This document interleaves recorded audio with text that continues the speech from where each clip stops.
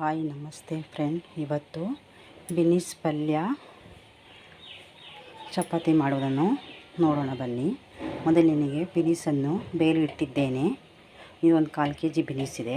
ಇದಕ್ಕೆ ಈರುಳ್ಳಿ ಒಂದು 4,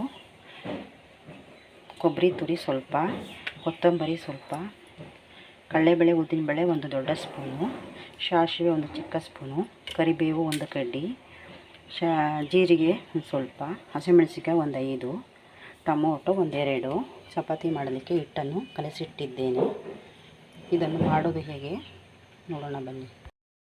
ಎಣ್ಣೆ ಕಾದಿದೆ. ಇದಕ್ಕೆ ಸಾಸಿವೆ ಒಂದು ಚಮಚ, ಕಡಲೆಬೇಳೆ ಉದ್ದಿನಬೇಳೆ ಒಂದು ದೊಡ್ಡ ಚಮಚ, ಜೀರಿಗೆ ಸ್ವಲ್ಪ, ಕರಿಬೇವು,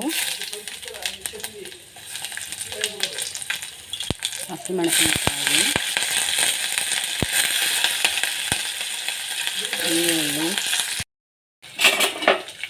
ಈರುಳ್ಳಿ ಇದನ್ನು ಚೆನ್ನಾಗಿ ಫ್ರೈ ಮಾಡೋಣ.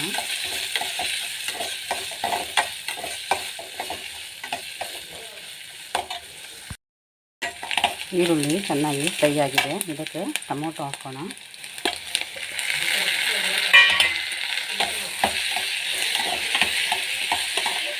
ಟೊಮೊಟೊವನ್ನು ಫ್ರೈ ಮಾಡಿಕೊಳ್ಳೋಣ.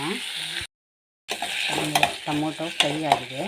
ಇದಕ್ಕೆ ಕಾಯಿ ತುರಿ ಹಾಕೋಣ, ಕೊತ್ತಂಬರಿ ಹಾಕಿ ಫ್ರೈ ಮಾಡೋಣ. ಇದಕ್ಕೆ 1 ಸ್ಪೂನ್ ಉಪ್ಪು ಹಾಕೋಣ.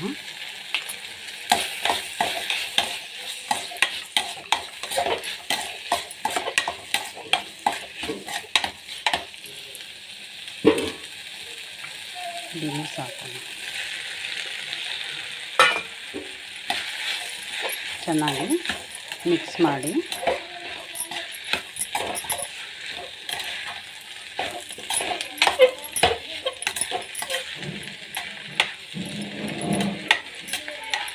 ಮೊದಲೇ ಬಿನಿಸ್ ಬೇಯಿಸಿ ಇಟ್ಟುಕೊಂಡೋದ್ರಿಂದ ಬೇಗ ಪಲ್ಯ ಆಗುತ್ತದೆ.